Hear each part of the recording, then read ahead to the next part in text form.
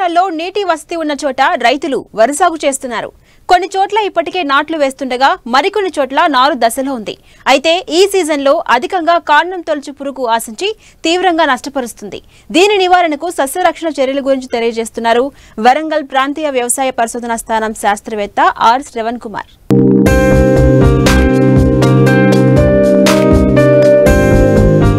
వరి పైరులో కాండం తొలచు పురుగు నారుమడి దశ నుంచి పైరు కంకి వేసే దశ వరకు ఏ సమయంలో అయినా ఆశించి నష్టం కలుగజేస్తుంది. దీని తల్లి రెక్కల పురుగు గోధుమ రంగులో ఉండి రెక్కలపై నల్లని చుక్కలు కలిగి ఉంటుంది. ఈ రెక్కల పురుగు ఆకుల చివరి భాగంలో గుడ్లు పెడుతుంది. ఈ గుడ్లపై తన రెక్కల నూగును కప్పి ఉంచుతుంది. 5 నుంచి 9 రోజుల్లో ఈ గుడ్ల నుంచి పిల్ల పురుగులు బయటకు వచ్చి మొక్కల మొదళ్లకు చేరి లేత కాండాలకు రంధ్రాలు చేసి లోపలి కణజాలాన్ని కొరికి తినేసి తీవ్ర నష్టం కలుగజేస్తూ ఉంటాయి. ఈ పురుగును సకాలంలో నివారించకపోతే 20 నుంచి 30% దిగుబడులను రైతులు నష్టపోవాల్సి వస్తుందంటూ దీని నివారణకు చేపట్టాల్సిన జాగ్రత్తలను తెలియజేస్తున్నారు వరంగల్ ప్రాంతీయ వ్యవసాయ పరిశోధనా స్థానం శాస్త్రవేత్త ఆర్ శ్రవణ్ కుమార్. రబీ సీజన్లో మన రైతాంగం ఎదుర్కొనే సమస్యలు చూసినట్లయితే ముఖ్యంగా జింకు లోపము కానీ అట్లాగే కొన్ని రకాల పురుగులు, కాండం తొలచు పురుగు, అట్లాగే సుడిదోమ, కొన్ని చోట్ల మనకి ఆకుముడత లాంటి పురుగులు ఆశించి నష్టం చేయడం మనం గమనించవచ్చు. మనకి ప్రధానంగా ఆశించే పురుగులు చూసినట్లయితే కాండం తొలచు పురుగు అనేది రబీ సీజన్లో మనకి ఎక్కువగా ఆశించి వరి పంటను నాశనం చేయడం మనం గమనించవచ్చు. ముఖ్యంగా ఈ యొక్క కాండం తొలచు పురుగు అనేది ఇది ఒక లెపిడాప్టర్ చెందిన పురుగు. అట్లాగే మనకి ఖరీఫ్ సీజన్లో మనకి కొద్దిగా తక్కువగా ఆశిస్తుంది, కానీ రబీ సీజన్లో మనకి ఎక్కువగా ఆశించి మనకు నష్టం చేయడం గమనించవచ్చు. రబీ సీజన్లో కానీ అట్లాగే ఖరీఫ్ సీజన్లో కానీ మనకి నారుమడి దశలో ఆశిస్తుంది, అట్లాగే ప్రధాన పొలంలో కూడా ఆశించి నష్టం చేస్తుంది. నారుమడి దశలో ఆశించినట్లయితే మొక్కలు మొత్తం చనిపోవడం మనం గమనించవచ్చు. అట్లాగే ప్రధాన పొలంలో మనకి పిలక దశలు అట్లాగే చిరుపొట్ట దశలో ఆశించడం మనం గమనించవచ్చు. పిలక దశలో ఆశించినట్లయితే మనకి మొవ్వు చనిపోవడం జరుగుతుంది. అట్లాగే చిరుపొట్ట దశలో ఆశించినట్లయితే మనకి కంకిలో గింజలు ఏర్పడక తాలు గింజలుగా మారి ఎండిపోవడం అనేది జరుగుతుంది. ఈ చనిపోయిన మొవ్వులను కానీ తెల్ల కంకిని కానీ మనం పీకినట్లయితే మనకి చేతికి తేలికగా ఊడి వస్తుంది. తల్లి రెక్కల పురుగు పెట్టిన గుడ్లను బట్టి ఇది ఆశించిందని చెప్పవచ్చు. అట్లాగే రెక్కల పురుగులు ఎగురుతూ మనకి గమనిస్తాయి. పసుపు రంగులో కానీ, ఎండిన గడ్డి రంగులో కానీ, ముదురు గోధుమ రంగులో కానీ ఉంటాయి. ఈ యొక్క తల్లి రెక్కల పురుగులు మనకి నారు కొన మీద కానీ లేకపోతే ఆకు కొన మీద చివరిలో మనకి గుడ్లను సముదాయాలకు పెట్టి మనకి గోధుమ రంగు వెంట్రుకలతో కప్పివేయడం జరుగుతుంది. వీటి నుంచి వెలువడిన లార్వా పురుగులు తొలి దశలో ఆకులపై ఉన్న పత్రహారతాన్ని తిని తర్వాత కాండంను తొలుచుకొని లోపలికి వెళ్ళి మనకి లోపలి పదార్థాన్ని తినడం జరుగుతుంది. దీనివల్ల మనకి పంటకు నష్టం కలుగుతుంది. ఇది చాలా మనకి రబీ సీజన్లో ఎక్కువగా నష్టం చేస్తుంది కాబట్టి మనకి సరైన సమయంలో సస్యరక్షణ చర్యలు తీసుకోవాలి. పంట వేసుకునే ముందు లోతు దుక్కులు చేసుకున్నట్లయితే భూమి లోపల ఉండే కోశ దశలో ఉన్న పురుగులు మనకి నివారించబడతాయి. అట్లాగే మనము నారు వేసేటప్పుడు నారు కొనలు తుంచి మనం నాటుకున్నట్లయితే ప్రధాన పొలంలోకి రాకుండా మనం అరికట్టవచ్చు. అట్లాగే నారుమడిలో మనము కొన్ని సస్యరక్షణ చర్యలు తీసుకున్నట్లయితే ప్రధాన పొలంలో వీటి యొక్క తీవ్రత ఎక్కువగా లేకుండా చూసుకోవచ్చు. 5 సెంట్ల నారుమడికి మనము ఒక 800 గ్రాముల కార్బోఫ్యూరాన్ గుళికలు విత్తుకున్న తర్వాత 10 రోజులకు కానీ లేదా వారం రోజుల ముందు కానీ మనం గుళికలు వేసుకున్నట్లయితే ఈ యొక్క కాండం తొలచు పురుగును మనము నివారించవచ్చు. అట్లాగే ప్రధాన పొలంలో చూసినట్లయితే ముఖ్యంగా ఒక చదరపు మీటర్కి ఒక గుడ్ల సముదాయం కానీ, ఒక తల్లి రెక్కల పురుగు కానీ, అట్లాగే 10% చనిపోయిన మొవ్వులను గమనించినట్లయితే మనం రసాయనిక మందుల ద్వారా మనం దీన్ని అరికట్టాలి.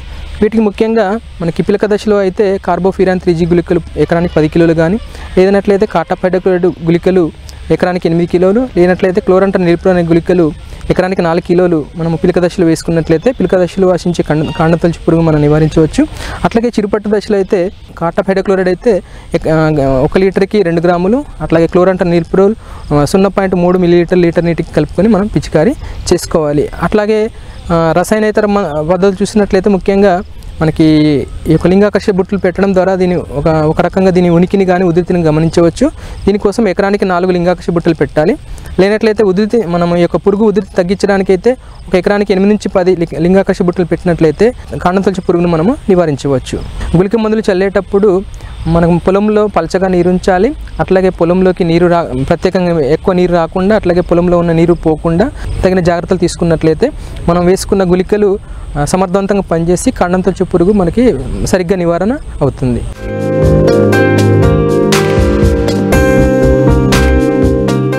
రైతుకు అదనపు ఆదాయాన్ని అందిస్తూ ఆర్థిక భరోసాను అందిస్తాయి అంతర పంటలు. ఒకే పంటపై ఆధారపడితే అంతగా ఆదాయం రాదు. ముఖ్యంగా కొబ్బరి లాంటి పంటలైతే ఫలసాయం పొందాలంటే 5 ఏళ్ల పాటు ఆగాల్సి వస్తుంది. అందుకే చాలా మంది తక్కువ సమయంలో చేతికొచ్చే పంటలను అంతర పంటలుగా సాగు చేసి అదనపు ఆదాయం పొందుతున్నారు. ఈ కోవలోనే పశ్చిమ గోదావరి జిల్లాకు చెందిన ఓ రైతు కొబ్బరి తోటలో కూరగాయలతో పాటు మినుముని అంతర పంటలుగా సాగు చేస్తూ మంచి ఆదాయాన్ని గడిస్తున్నారు.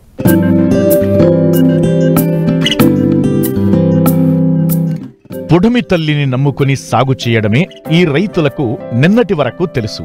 కాని ఇటీవల అంతర పంటల సాగుతో వినూత్న రీతిలో దిగుబడులు సాధిస్తూ 4 కాసులు వెనకేసుకుంటున్నారు. అంతర పంటలు సాగు చేయాలంటే ఈ రైతే చెయ్యాలనే రీతిలో ముందుకు సాగుతున్నారు పశ్చిమ గోదావరి జిల్లా తాడేపల్లిగూడెం మండలం జగ్గన్నపేట గ్రామానికి చెందిన రైతు గొర్రెల శ్రీధర్. కొబ్బరిలో కూరగాయలు, మినుములు పండిస్తూ మంచి లాభాలను ఆర్జిస్తున్నారు.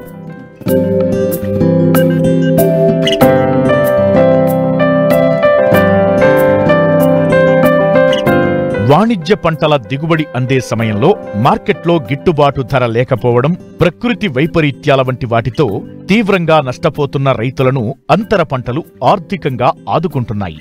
ఏ పంట వేస్తే లాభాలు ఆర్జించవచ్చో, ఎప్పుడు వేస్తే మంచి దిగుబడి పొందవచ్చో రైతు శ్రీధర్ బాగా వంట పట్టించుకున్నారు. అందుకే తన 3.5 ఎకరాల కొబ్బరి తోటలో ప్రతి సీజన్లో అంతర పంటలు సాగు చేస్తూ అదనపు ఆదాయం పొందుతుంటారు. ప్రస్తుతం సొర, దోసతో పాటు మినుము సాగు చేశారు. మరికొద్ది రోజుల్లో మినుము పంట చేతికి రానుండగా ఇప్పుడిప్పుడే పూత, కాత దశలో సొర, దోస పంటలు ఉన్నాయి. మన ఈ కొబ్బరి తోటలో మేము కొబ్బరి తోట వేసి సుమారుగా 3 సంవత్సరాలు 4వ సంవత్సరంలోకి వచ్చింది. దీంట్లో కొబ్బరి తోట ఉన్నంతసేపు కూడా మనం అంతర పంటలు సాగు చేసుకోవాలని చెప్పి ప్రతిసారి ఇంతకుముందు ఏదైతే ఇందులో అంతర పంటలు ఉన్నాయో అవన్నీ వేసుకుంటాం జరుగుతూ ఉంది. మరి ఈరోజు మీరు చూస్తున్నప్పుడు కొంత భాగాన్ని ఆనపాదులు పెట్టాం, మరికొంత భాగాన్ని దోసపాదులు పెట్టాం, మరికొంత భాగాన్ని మినుములు చల్లడం జరిగింది. దీంట్లో భాగంగానే మరి ఏదైతే ఈ అంతర పంటలు చేయడంలో ఏదైతే మనకు కొబ్బరి క్రాప్ రావడానికి ఇంకా సుమారుగా 2 సంవత్సరాలు పడుతుంది కాబట్టి దాని మీద ఆదాయాన్ని తీసుకునే విధంగా మరి ఇటు అంతర పంటలు సాగు చేస్తా ఉన్నాం. ఇప్పుడు మరి ఆనపాదులు పెట్టాం, దోసపాదులు పెట్టాం, మినువులు పెట్టాం. అలాగే ఇంతకుముందు వేరుశనగ పెట్టాం, అంతకుముందు నువ్వులు కూడా జల్లాం ఇందులో. అలాగా ప్రతి అంతర పంటలోనూ కూడా ఈ పంటలో ఇది కాపుకొచ్చేంతవరకు కూడా మేము సాగు చేయడం జరుగుతూ ఉంది. మరి దీంట్లో భాగంగానే మాకు సుమారుగా ఈ అంతర పంట వేయడం వల్ల ఎకరానికి మినుములు అయితే సుమారుగా ఒక 2 బస్తాలు 2 బస్తాలన్నర దాకా రావడం జరుగుతూ ఉంది.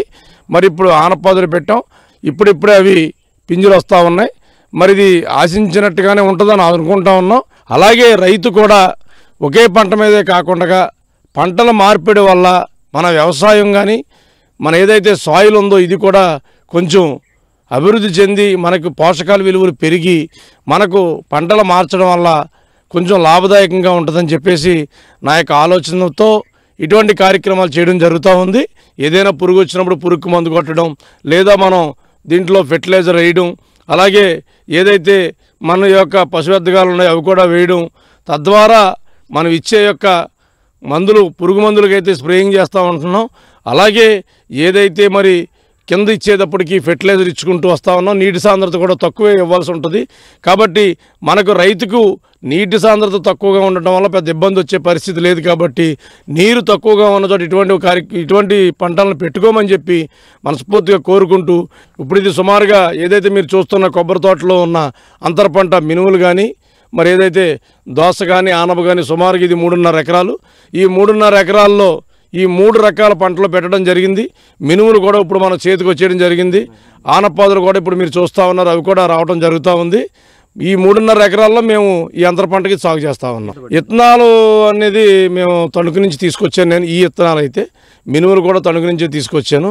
మేము మినుములు వచ్చేటప్పటికి సన్న మినుము తీసుకొచ్చాము. ఆనపకాయ వచ్చేటప్పటికి కురసగా ఉండే ఆ కాయని తీసుకురావడం జరిగింది.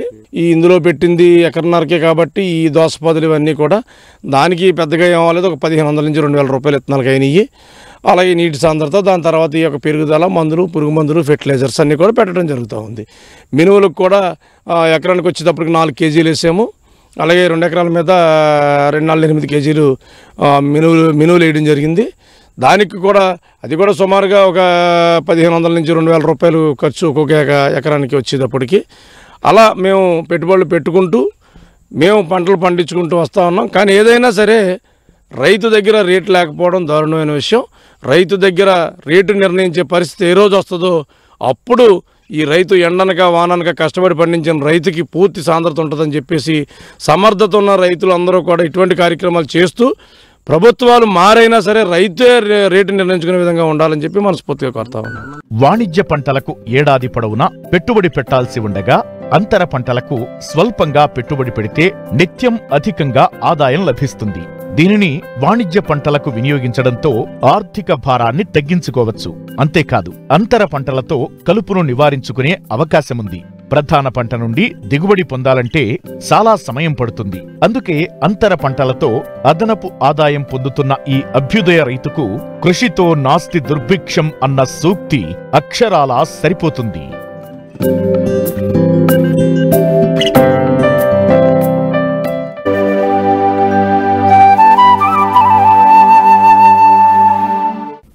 రాష్ట్రాల్లో 2 లక్షల హెక్టార్లలో సాగు చేయబడుతున్న వాణిజ్య పంట చెరకు. ఇప్పటికే కొత్తగా మొక్క తోటలు నాటిన ప్రాంతాల్లో పైరు నెల రోజుల వయసులో ఉంది.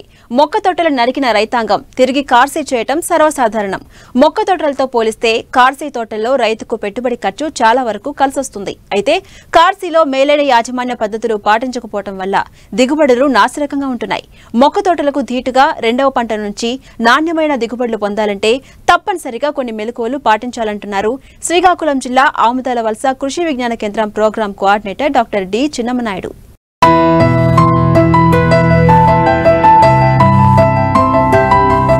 చెరకు సాగులో నాటిన మొదటి సంవత్సరంలో కంటే రెండవ సంవత్సరంలో చేపట్టే కార్సీ తోటల సాగు రైతుకు లాభదాయకంగా ఉంటుంది.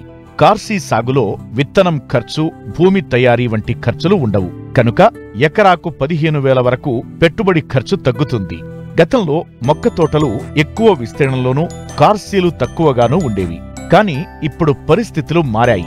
ఇతర వాణిజ్య పంటలతో పోలిస్తే చెరకుకు ప్రభుత్వ ప్రోత్సాహకాలు తక్కువగా ఉండటం, పెరుగుతున్న చీడపీడలు వంటి పలు కారణాల వల్ల రైతులు అధిక కార్సీలు చేయడానికి ఇష్టపడుతున్నారు. ఎంతలా అంటే క్రొత్తగా నాటే మొక్క తోటల విస్తీర్ణం 36% ఉంటే కార్సీ తోటల విస్తీర్ణం 64% ఉందని శాస్త్రవేత్తల అంచనా. తెలుగు రాష్ట్రాలలో చెరకు సాగు విస్తీర్ణం ఎక్కువగానే ఉన్నా సరాసరి ఉత్పత్తి మాత్రం చాలా తక్కువగా ఉంది. ఇందుకు గల ప్రధాన కారణం మొక్క తోటల్లో సమయానుకూలంగా యాజమాన్య పద్ధతులు పాటిస్తున్న రైతాంగం. కార్సీ తోటలను నిర్లక్ష్యం చేయడం వల్ల దిగుబడులు నామమాత్రంగా నమోదవుతున్నాయి. కార్సీ తోటల్లో కూడా మొక్క తోటలకు దీటుగా దిగుబడులు సాధించాలంటే తప్పనిసరిగా కొన్ని యాజమాన్య పద్ధతులు పాటించాలంటూ వివరాలు తెలియజేస్తున్నారు శ్రీకాకుళం జిల్లా ఆముదాల వలస కృషి విజ్ఞాన కేంద్రం program coordinator doctor D Chinnamanaidu. కార్సీ తోట యాజమాన్యంలో భాగంగా ఒకటి రైతులు పాటించాల్సింది ఏంటంటే మొక్క తోట నరికేటప్పుడే కొన్ని జాగ్రత్తలు తీసుకోవాలి. చాలా వరకు రైతులు ఏంటంటే ఈ కూలీలను పెట్టి నరికించడం అనేది జరుగుతుంటుంది. పైన అంటే 3-4 అంగుళాలు పైకి వదిలేసి నరకడం అనేది జరుగుతుంది. అలాగే నరికేటప్పుడు కార్సీ తోటలు వచ్చే పిలకలు కూడా పైన పిలకలు రావడం జరుగుతుంది. తద్వారా చెరుకు ఎక్కువగా పడిపోతుంది. కాబట్టి కార్సీ చేసేటప్పుడు ఒకటి ముందు జాగ్రత్త ఏంటంటే భూమట్టానికి దగ్గరగా మొక్క తోట నరికి ఫ్యాక్టరీలకు కానీ బెల్లానికి ఆడడానికి కానీ పంపించుకోవాలి. అది ఒకటి. అదేవిధంగా తడి ఉండేటప్పుడు చెరుకు నరకడం అనేది చేయకూడదు.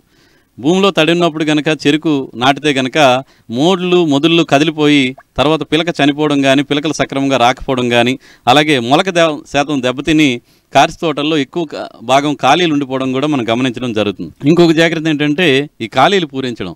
మనం కార్సీ తోటల్లో మేము గమనించినప్పుడు సర్వేకి వెళ్ళినప్పుడు కొన్ని వరుసల్లో అయితే 1 మీటర్ నుంచి 2 మీటర్ల వరకు కూడా కార్సీలో మొక్కలు కనిపించట్లేదు. అంటే ఖాళీలు ఎక్కువగా ఉన్నట్టు గమనిస్తున్నాం. కాబట్టి ఈ ఖాళీలను తప్పనిసరిగా పూరించాల్సిన అవసరం ఉంటుంది. దీనికోసం రైతు సోదరులు ఏం చేయాలంటే మొక్క తోట నరికినప్పుడే మనం కొన్ని గడల్ని నారుముచ్చులుగా తయారు చేసుకుని 1 కన్ను నారుముచ్చులు అవనివ్వండి లేదా 3 కన్ను నారుముచ్చులు అవ్వండి. కార్సీ తోటలో గ్యాప్ ఫిల్లింగ్కి సంబంధించిన నారుని తయారు చేసుకోవడానికి రైతులు ప్రయత్నం చేయాలి. దీనికోసం 1 ఎకరానికి 500 1000 వరకు ఖాళీలు ముందుగానే నరికేటప్పుడే తెలుస్తుంది రైతులకు కూడా.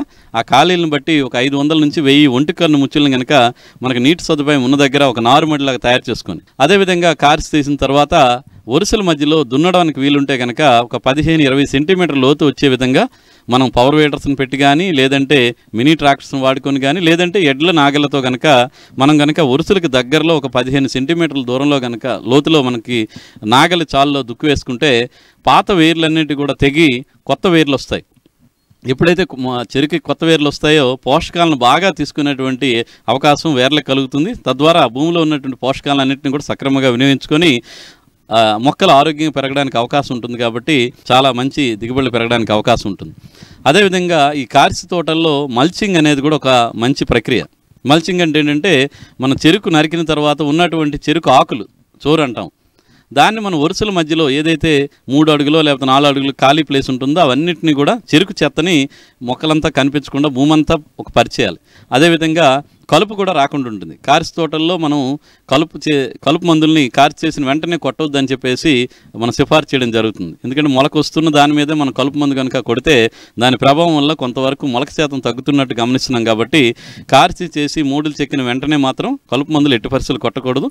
మరి కలుపు నివారణలో భాగంగా మనం మల్చింగ్ చేసుకోవడం అంటే చెరుకు చెత్తని ఈ పొలమంతా కూడా కప్పుకుంటే చాలా వరకు కలుపు సమస్య కూడా తగ్గిపోయే అవకాశం ఉంటుంది.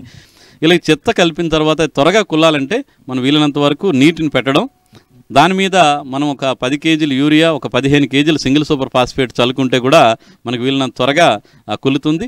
కార్సీ చేసే రైతులు పోషక యాజమాన్యం పట్ల కూడా కొంత అవగాహనతో ముందుకెళ్లాలి.